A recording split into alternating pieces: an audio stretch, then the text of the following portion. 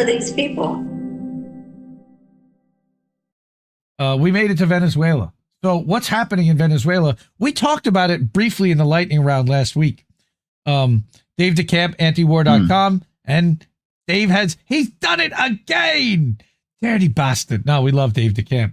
Antiwar News. He is an Indie Media Award honoree, one of the best of the best of the best. Big fan of Dave's. All right. Trump administration deploys 3 U.S. Navy destroyers and 4,000 troops near Venezuela.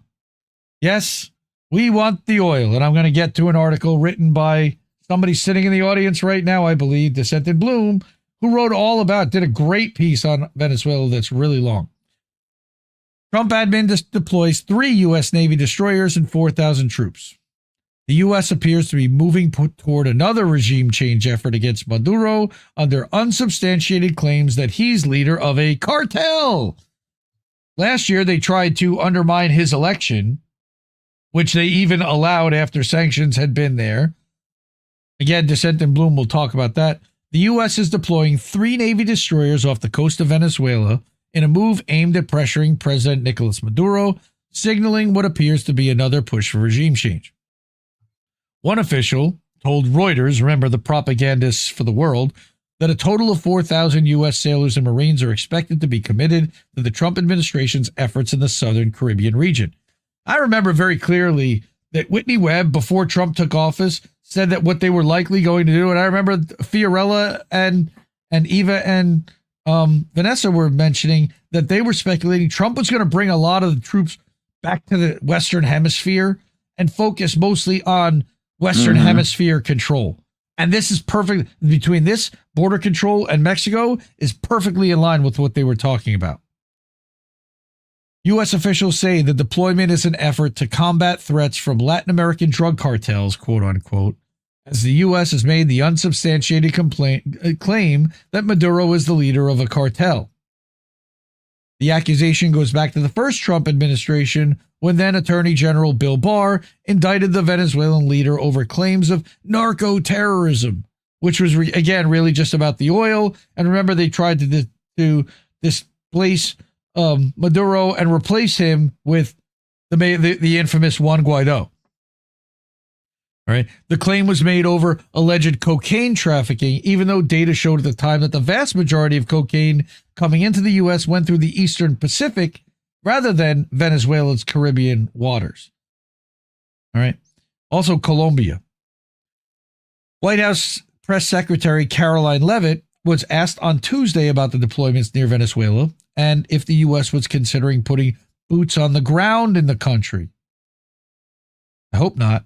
Leavitt replied, President Trump has been very clear and consistent. He's prepared to use every element of American power to stop drugs from flooding into our country, at least ones that we don't allow ourselves, and to bring those responsible to justice. The Maduro regime is not, according to her, is not the legitimate government of Venezuela, except that they were duly elected last year, and only Edison Research, an NED USAID funded outlet, is the only worldwide outlet that claimed so.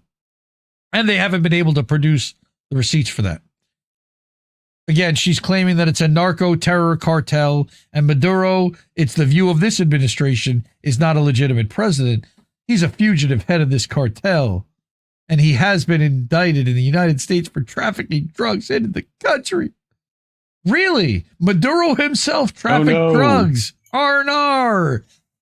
Not the drugs.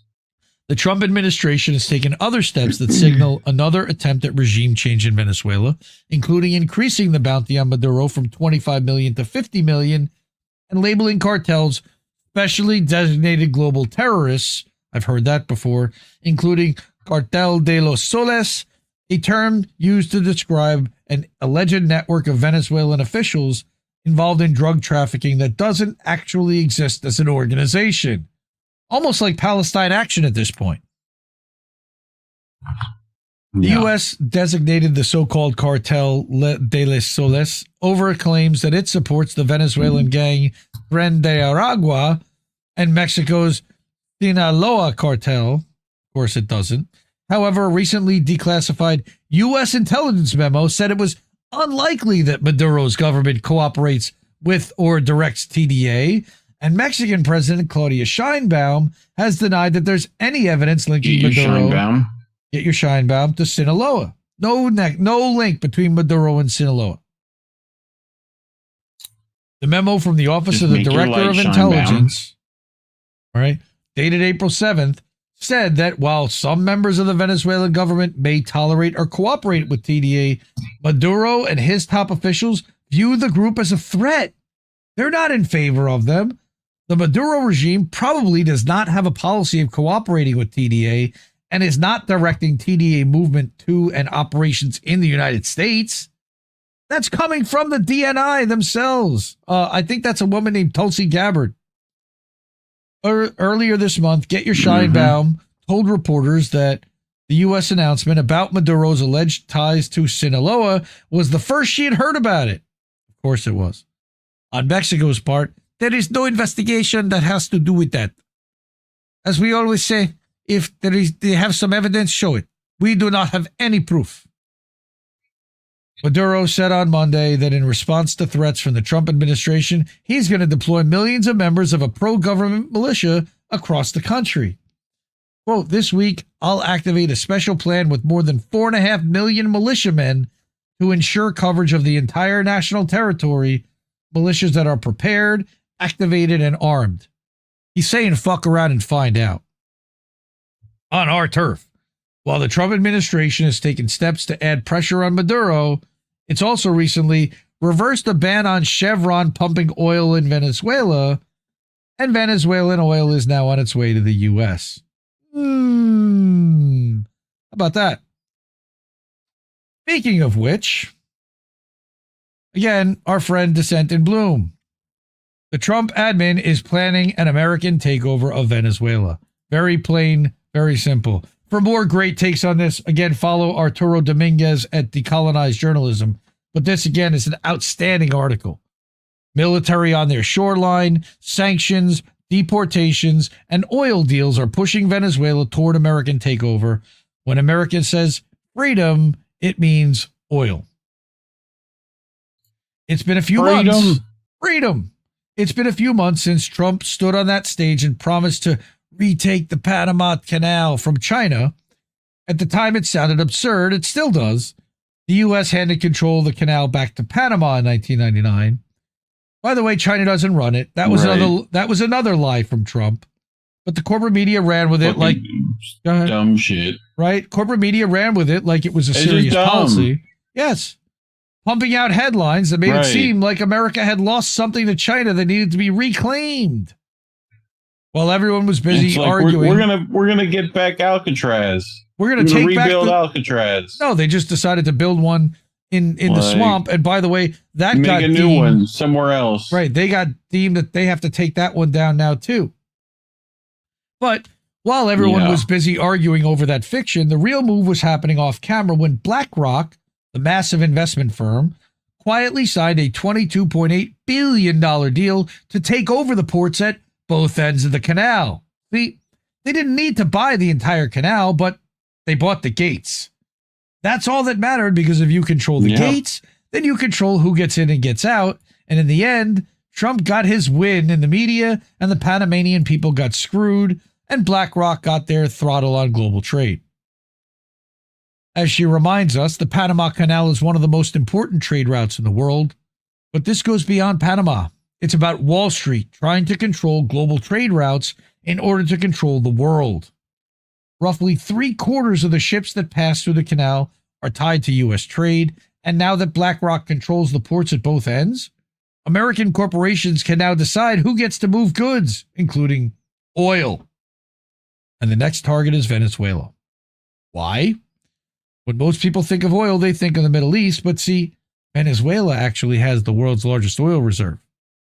Their economy is doing poorly, but it's not because they don't have resources. It's because of us. The U.S. knows about their oil. Trump knows, and the Trump's administration is making damn sure only one company, Chevron, gets the profit from it. At least until he can. As of today, they are the only company that the U.S. has allowed to export any Venezuelan oil at all, as you heard Dave DeCamp mention, like in the world. And now they're importing it into the U.S. with the first oil tanker since April arriving just days ago. Meanwhile, every other country in the world gets slapped with a 25% tariff if they even try, all thanks to this executive order quietly signed by Trump in March that states if you import Venezuelan oil, we'll come after you. So, as you can see, we're already using the trade market as a weapon. Read the rest of this article, and once you obtain this knowledge, I want you to take a moment to really think about how bleak this could all get. All right? This is a map of the world oil reserves according to OPEC in 2013. And notice that Venezuela is the darkest spot in the world. So I know what you're thinking. What makes Chevron so special? Who are they compared to the oil execs in Trump's financial sugar daddy book? And remember also previously that Trump's very first Secretary of State was a guy by the name of Rex Tillerson, who was the CEO of ExxonMobil. He has never been one to shy away from working closely with oil companies and realize that oil companies really control a lot of the global trade and flow. In 2025, Chevron isn't just riding shotgun to Trump's presidency, it's co-driving. The millions it poured into his inauguration fund wasn't charity. It was a contract. It was an investment. Chevron bankrolls Trump blends policy in their favor. See, Trump at first yanked Chevron's license, along with everyone else, to export oil from Venezuela, then reinstated it in July with a rigged twist that left Chevron as the sole foreign player allowed to pump and export oil to the U.S. How convenient. The only profit going to Chevron here, because the caveat was that they couldn't pay Venezuela for the oil, so they had to barter it somehow.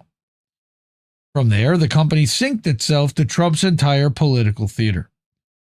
It partnered with Engine Number One and GE Vernova to build gas-fired power foundries for the AI boom, and even parroted Trump's renaming of the Gulf of Mexico to the Gulf of America without hesitation. How embarrassing. So no, this isn't just oil policy. It's state corporate fusion. There's another word for that, where the White House, BlackRock, and Chevron write the rules together, trading democracy for dominance, all while setting Venezuela up to be the next domino to fall. That lays out the chessboard. So Trump, of course, has been saying it. We're going to take the oil. Is this about Syria? They say he left troops in Syria. You know what I did? I left troops to take the oil. I took the oil. The only troops I have are taking the oil. They're protecting the oil. I took over We're taking the oil. We're not taking the oil. Well, maybe we will. Maybe we won't. They're protecting the facility. I don't know. Maybe we should take it, but we have. Maybe we'll break his legs. Maybe we won't. Nice country you got there. Be a shame if something happened to it. Be a real shame if something that happens to it. Which the U.S. has done time and time again in so many other countries. This is what we do every time we liberate a country from a dictator. Studies have found that countries with large oil reserves are more likely to suffer wars and foreign military interventions. Shocker. Again, we brought that Jason Hickel article that confirms and validates that. This isn't any different. The U.S. has been actively destabilizing Venezuela since the 1920s to try to gain control over their oil reserves too. Documents show that back as early as the start of this century, we've been feeding money to help Venezuela's opposition army enact a democracy with a new leader. Of course, a leader chosen by the United States. Reminders of Mossadegh and Iran and the Shah. Of course, right? In fact, it's happened multiple times. First in 1945, Bush tried it in 2002, and Trump tried in 2019. That's actually when the current sanctions in place initially started against Venezuela. Had he tried a different coup tactic against Venezuela in 2019 and failed, or he had tried, and now he's using the tried and true method, doing the exact same thing the U.S. did to Iran in the 1950s under Operation Ajax. You ever hear about how the U.S. destabilized the Middle East? This is how.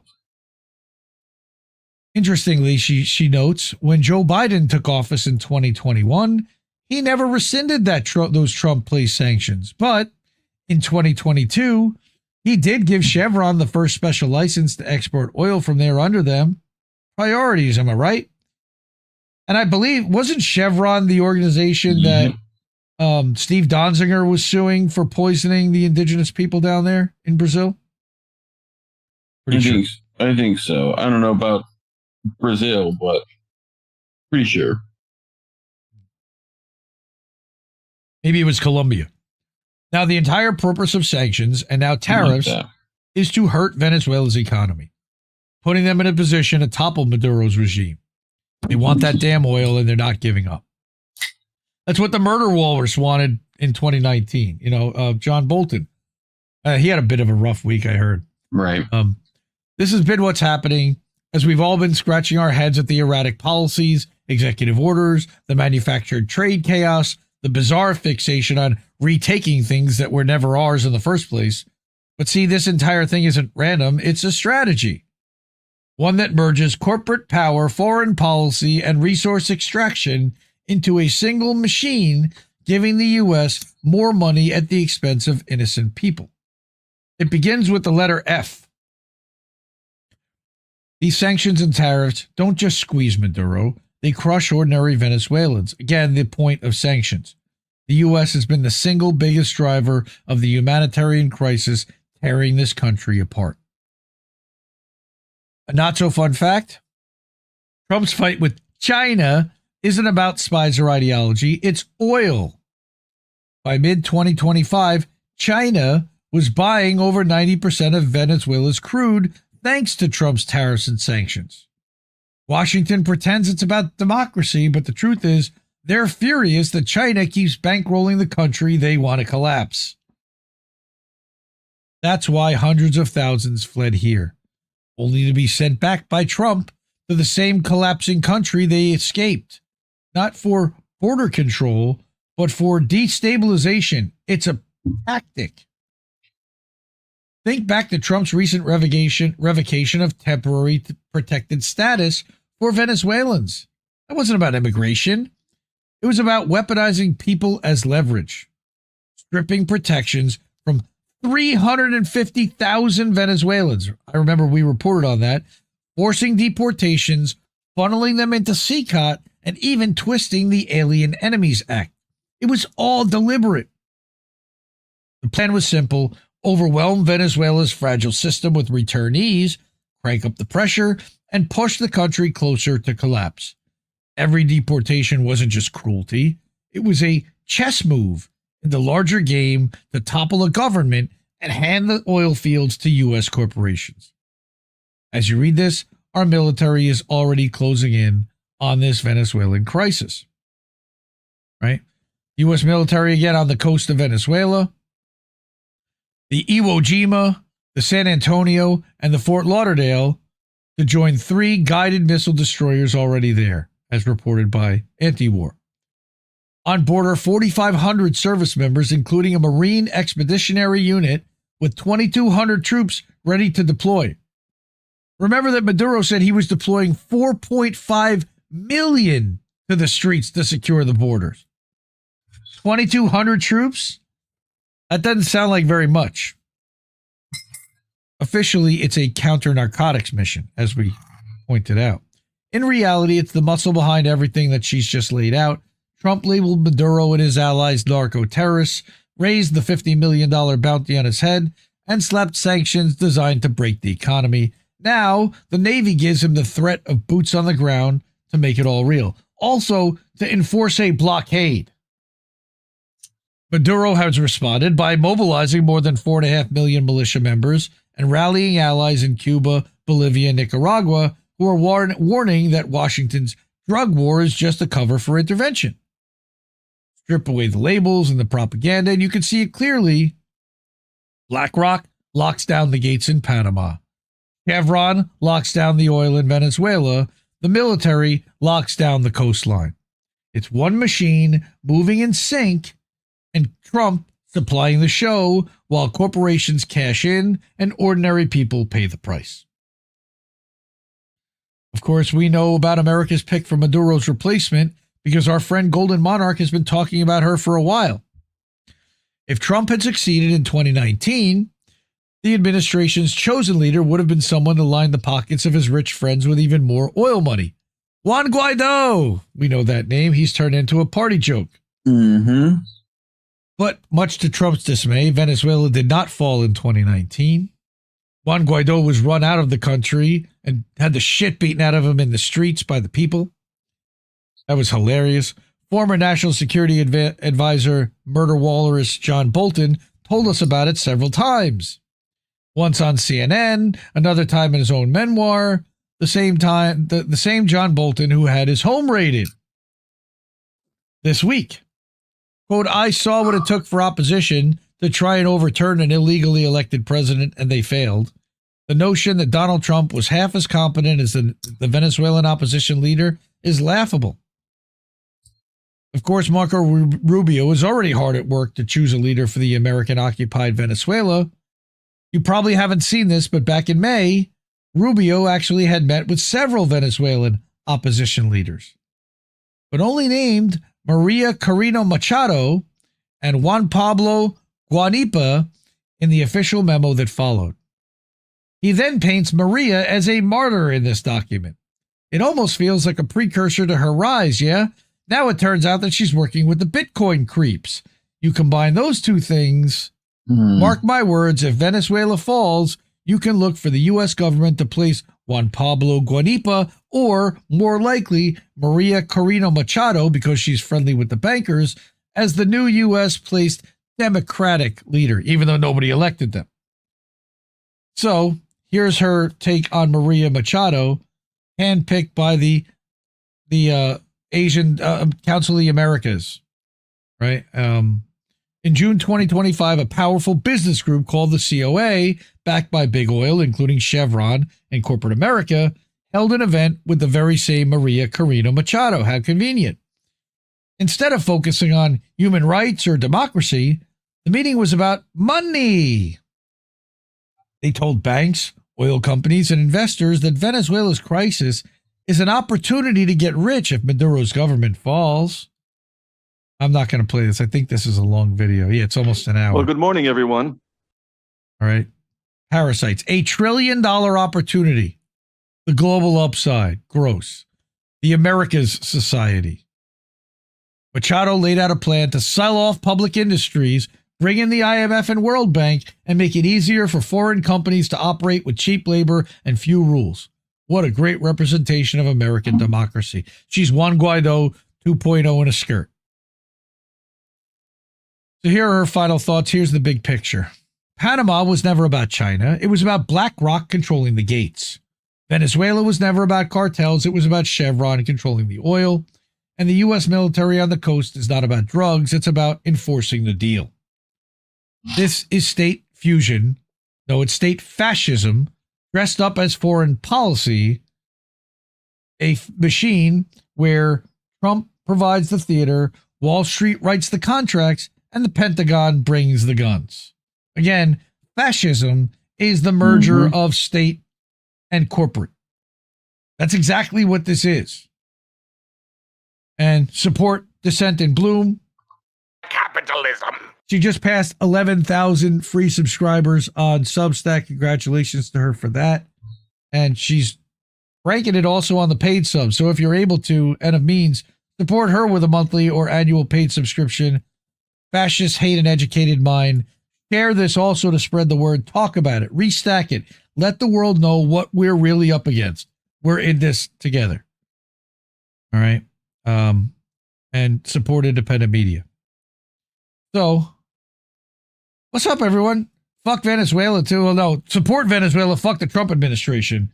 Maduro isn't exactly a good guy. But like Putin, he's being set up here.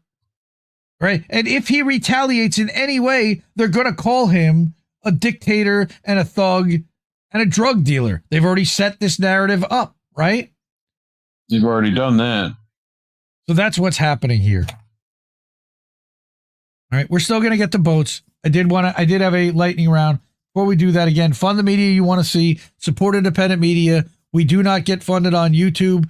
The ways to do that are Cash App, $, Indie News Network, ko-fi.com/Indie News Network.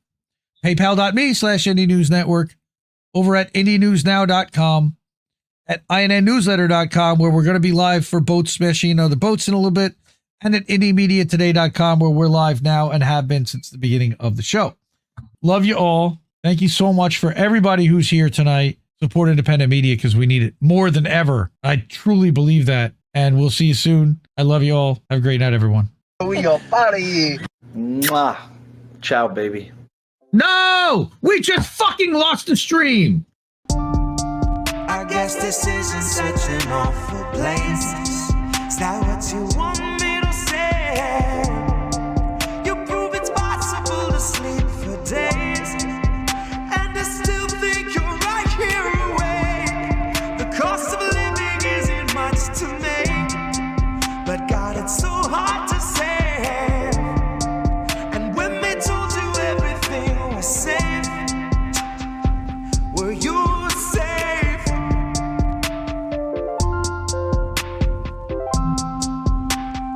Were you safe?